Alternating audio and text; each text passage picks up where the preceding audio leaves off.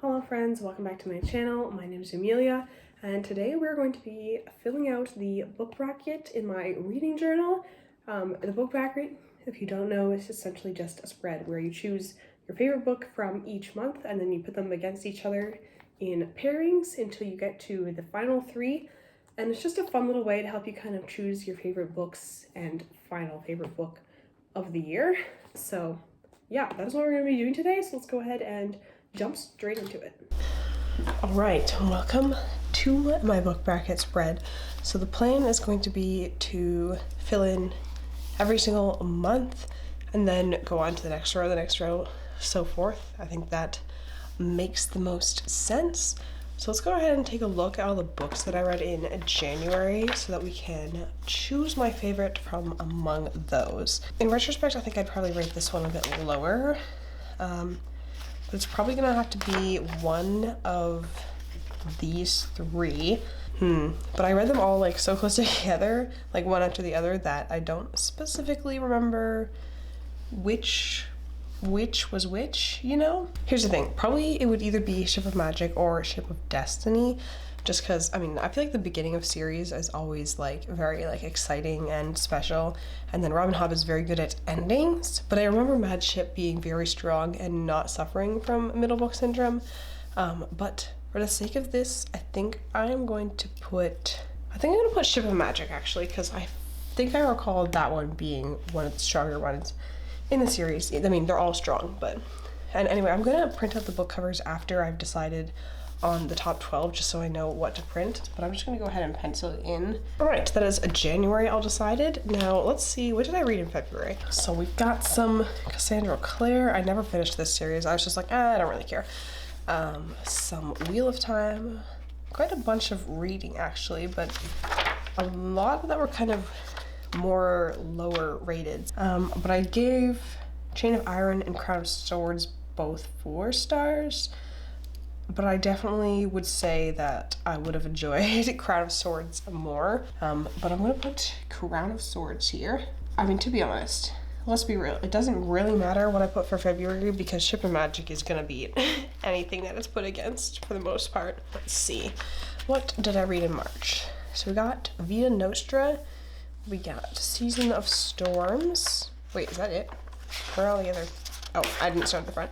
We got Cultish. I don't think I'm going to include nonfiction in this. And then we got Invasion of the Tearling, not very highly rated, and 5th Season. So it's between Season of Storms, Vita Nostra, and 5th Season. Now, N.K. Jemisin's writing isn't specifically my favorite, but I will say that 5th Season is incredibly well done in terms of like the plot and how all the things come together. It's just like her writing style that's not my favorite. Okay, I think I'm gonna give it to 5th Season just because I think the plot in Season of Storms is a little bit weak and it's very well done in 5th Season. Vita Nostra is great, but I wouldn't say it's like, I don't know. I don't really think about it, even though it would be the kind of book that like you would think you would end up thinking about after the fact. So I'm gonna put 5th Season down for March. And then April, let's see, what did I read in April? It's always fun to try to remember when you read stuff. All right, so we have some pretty strong contenders in April. We got Hunger of the Gods, that's nonfiction, we won't talk about it. Black Wolves, Tress of the Emerald Sea. I think in retrospect, I might increase the rating for Tress of the Emerald Sea. I still think about it, you know? Okay, that's everything we got. 4 books, I think that's everything? Yeah. So, only 5-star on this page is Hunger of the Gods, so I think it's got a default go to that. And I think I would say that I enjoy Hunger of the Gods more than Tress, but I definitely enjoyed Tress for different reasons and kind of like a different way. So it's a little bit hard to compare these two things. They're very different, but I think I'm going to give it to Hunger of the Gods. Right, let's take a look at May. Right. Oh yes, this was a fun month for the theme. All right, Brothers of the Wind. We got Unspoken Name, which I didn't finish. Obelisk Gate. We got Path of Daggers. Prior of the Orange Tree. Nonfiction. Dragonborn Chair, Stone of Farewell, and Stone Sky. So quite a few books read this month. Path of Daggers has 4.5 stars, so I think that technically makes it the most highly rated, but I personally do not really remember what was happening. So I think I remember Rose of the Wind more.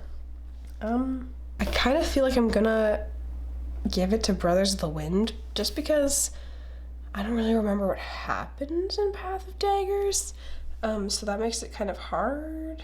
Yeah, I'm gonna give it to Brothers of the Wind. I just feel like it was because of like the length and the amount that it managed to do in that time, I think it was better executed. So I'm gonna go Brothers of the Wind for May. All right, we are making good progress. Now we're gonna be looking at June. All right, we got Fellowship. All right, I think I'm gonna exclude Fellowship from this just because it's a reread. So I don't think it's very interesting for the sake of the video, but sorry, we got The Counselor. That was not a good book. It's not gonna win anything. Rage of Dragons, that was decent. City We Became, I didn't really care for. All right, so we also have A Black Sun and Fevered Star in this month. And yeah, that's everything. So I'm definitely gonna give it to Black Sun. I think out of the things that are here, it's definitely a standout because I did not like Counselor. And these are both just kind of not bad. And Shadow of What Was Lost certainly does not compare to Black Sun, so it's going to be a Black Sun for June. All right, and then in July, if I can find it, there we go, July. We got an average rating of 4.4 stars in July, so definitely highly rated. All right, Eye of the World. I think I'm going to also exclude this because it's a reread. I think that's just fair if I'm excluding Fellowship to also exclude other rereads. So let's just skip over that. Oh, we have some good books this month. We've got This Is How You Lose the Time War and Winter's Heart, and Fires of Vengeance was kind of okay, but we got Green Angel Tower. This Is How You Lose the Time War and Green Angel Tower were both 5-star reads. So, I like them for different reasons. This one, it was amazing how much it managed to do within the 200-page count that it had, and it was definitely very interesting and unique. Green Angel Tower is definitely more in the sort of traditional fantasy kind of realm, but it's just extremely well executed. I think I'm gonna have to go with To Green Angel Tower. That was just such a good read, and yeah, I remember the feeling that I got when I was reading that, and I probably think about it more often than This Is How You Lose the Time War, even though This Is How You Lose the Time War is probably a more creative and unique story. Green Angel Tower just hit really well. So let's do that for July. All right, and then August, let's take a look. All right, we got some good reads in August too. We got Night Circus, Lies of Locke Lamora. We've got, that's nonfiction. I don't know what the rating was for this. I seem to have missed putting in some of the ratings. So Fool's Errand is not rated in here. Okay, so it's going to be between Fool's Errand, Night Circus, and Lies of Locke Lamora. So according to this, Lies of Locke Lamora is the only 5-star, but Night Circus is 4.5, so I feel like that makes it pretty damn close. Fool's Errand, I don't think I rated it 5 stars. I think it was 4. I feel bad putting anything above Robin Hobb, who I love, but Fool's Errand was, I think, inferior to Lies of Locke Lamora, so I'm going to give it to Lies of Locke Lamora.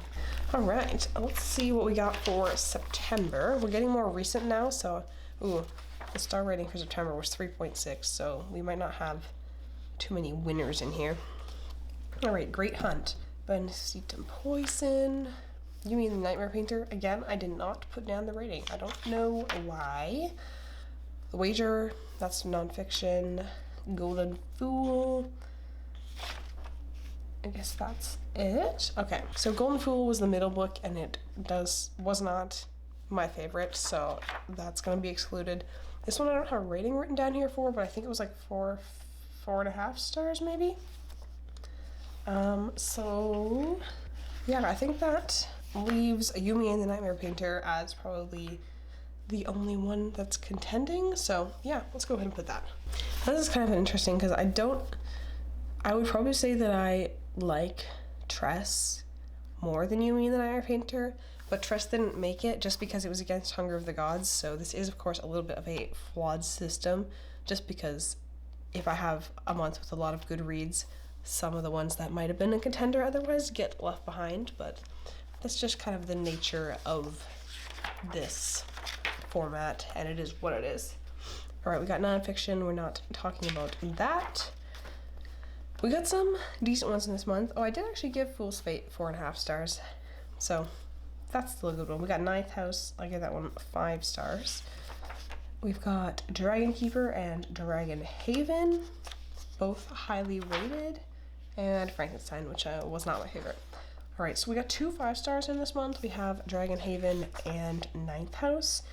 So I guess it's going to be between those two. I hate to get too crazy on the Robin Hobb front, but I do have to just say that Dragon Haven is better written than Ninth House, and the characters are more developed and compelling, even though the characters in Ninth House are good and interesting and have backstories and all that kind of fun stuff. But yeah, I think it's just going to have to be Dragon Haven. It's hard to compete with Hobb, and especially I'm forgetting what that quartet is called, but I really loved it, so it's a bit hard to compete with. All right, November, 3.9 average star rating. That's not like crazy low, but not crazy high either. All right, City of Brass, Kingdom of Copper, yeah, both really good reads. Murtagh, rip. And then we have City of Dragons. Okay, I hate to, So it would be between City of Brass and City of Dragons, and everything is city apparently. And while they're both 5 stars, I would say that City of Dragons is a higher 5 stars, like 5.5 kind of deal. But would it be stupid to put another one? I don't know. I want to be the most truthful to myself and to this as possible. I think I have to put City of Dragons because that is just better than City of Brass, in my opinion. So here we go, let's add another Robin Hobb. All right, and then we are on to December, and I have not filled out my December reads or anything yet, because it is still December, so we're gonna have to do this just from memory. Let me try to remember everything I read in December. All right, so far in December, I have read Blood of Dragons, the final book in this series. We've got Legends and Lattes, Knife of Dreams, and The Blade itself. I cannot put another one of the same series on this list. It just, I think that's a bit silly. So the remaining 3 are Knife of Dreams, Legends and Lattes, and The Blade itself.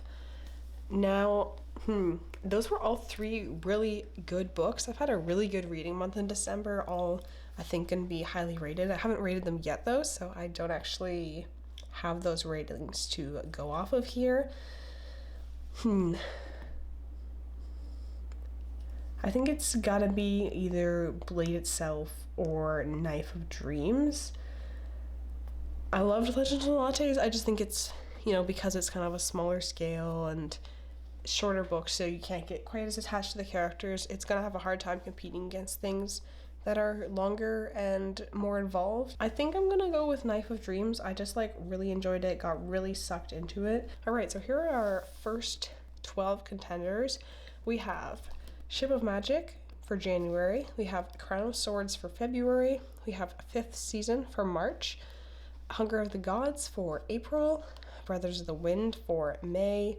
Black Sun for June. To Green Angel Tower for July. Lies of Locke Lamora for August. Yumi and the Nightmare Painter for September. Dragon Haven for October. City of Dragons for November, and Knife of Dreams for December. So we have a lot of Robin Hobb represented. We got some Wheel of Time, we got some Tad Williams, and then some other stuff. So I'm gonna go now and print all of these covers as well as some spares for the face-off, and then I will return and we will complete this book bracket. All right, welcome back. So we now have all of the little book covers for the first 12 winners, I suppose you could say. So now we're gonna have to go through and pit 2 against 2 to get the final 6. Okay, so first we have Ship of Magic versus a Crown of Swords. Now honestly, I feel kind of bad for anything that's going up against Robin Hobb because I'm a fangirl, I guess. I do think typically Wheel of Time is like, you know, pretty decent one to be going up against that. I feel like they're in a kind of similar caliber of writing. However, Crown of Swords, while I didn't really enjoy that one, it's still just kind of coming out of the middle Wheel of Time slump. And so I don't think that it can beat Ship of Magic. Like, unfortunately for Crown of Swords, I think we're gonna have to go ahead and give the first one to Ship of Magic, which I feel like is not a surprise. We have our very first winner. Unsurprisingly, it is Robin Hobb. I feel like quite a few of these are gonna be actually pretty easy for like the first one, and then the second one is probably gonna be harder. Next we have 5th Season and Hunger of the Gods. And while I did really enjoy 5th Season, and in comparison with some of the other stuff that I read that month, it was the best. It definitely does not stand against Hunger of the Gods for me personally. So Hunger of the Gods is going to be the winner of that pairing. It's just a book that's more to my taste than Jemison, specifically just because of her writing. I think 5th Season is masterfully put together. It's just, yeah, I just don't jive with her style, and most unfortunately. All right, then we have Brothers of the Wind versus Black Sun. This one is a little bit more difficult because I really liked both of these, so I'm not totally sure who should win here. I liked everything that Brothers of the Wind managed to do with such a short page count, but I also really liked how unique the world building and stuff was in Black Sun. I don't know. See, I think Tad Williams' like actual writing is better, but I think the originality and I don't know. Yeah, mostly like the originality that's going on in Black Sun, I think is going to make it the winner of this pairing. And also, I think the characters were quite well done in Black Sun. I mean, they're well done in Brothers of the Wind as well, but I just think that Black Sun was a overall more enjoyable time, so that's what's going to give it the win here. All right, our first 3 pairings are done. We have some very strong books here. All right, next up we have To Green Angel Tower versus Lies of Locke Lamora.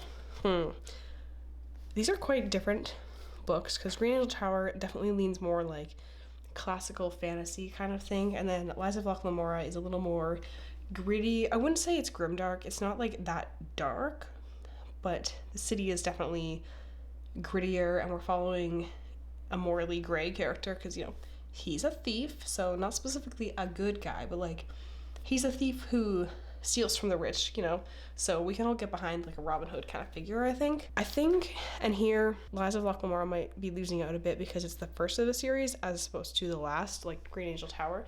So Green Angel Tower had 2 other books to get me invested and sort of ramp up my hype for it. And so it was very rewarding to get to the end of, but I think I'm gonna have to give it to Green Angel Tower. It was just such a masterfully written book. Like, I enjoyed it the whole way through and was enthralled like the whole way through, which was amazing to me because it's like a 1,000-page book. So I think it is a deserved win, although I really enjoyed Lies of Locke Lamora. All right, next up we have Yumi and the Nightmare Painter versus Dragon Haven. And again, as I was saying, I do feel a little bit bad for the books that are paired up against Hobb. Just because, you know, it's hard to compete with her. And I'm gonna have to say Dragon Haven is definitely going to win this pairing. I loved Yumi and the Nightmare Painter, and I think it was very unique and interesting, but unfortunately for Yumi, I just like the way Robin Hobb writes characters, it's just like so hard to beat, and even just like her writing of like descriptions and stuff is all amazing. All right, City of Dragons versus Knife of Dreams. Okay, this is a bit of a tougher one because City of Dragons is one of the middle books, and I am a little bit hazy on which things actually happened in that book just because I read these all pretty close together, so and I just finished Knife of Dreams, so I'm pretty fresh on that one. Ooh, here's the thing. I think I like the characters in City of Dragons more. However, it is a little bit middle booky in that kind of not a lot of crazy stuff happens, and it doesn't specifically have to, but a lot kind of did happen in Knife of Dreams, and we really got kicked off with, you know, gearing up for the last battle. And so I think actually in this case, Hobb is going to lose out to Knife of Dreams. So that is my top 6 for the year. So if you're looking for book recommendations, I would recommend all of these. Now, of course, these are all actually part of series, which I'm really not surprised by because I read a lot of fantasy, and most fantasy does tend to be series. But we have some first books going on here. But yeah, let's go ahead and get into the first pairing. All right, we've got Ship of Magic versus The Hunger of the Gods.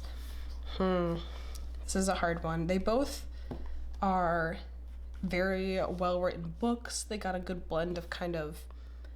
Well, this one leans more into like political and character focused. This is definitely a lot more on the plot heavy end of the spectrum. We do get some interesting characters that we sort of look into a little bit, but definitely not on the scale of this.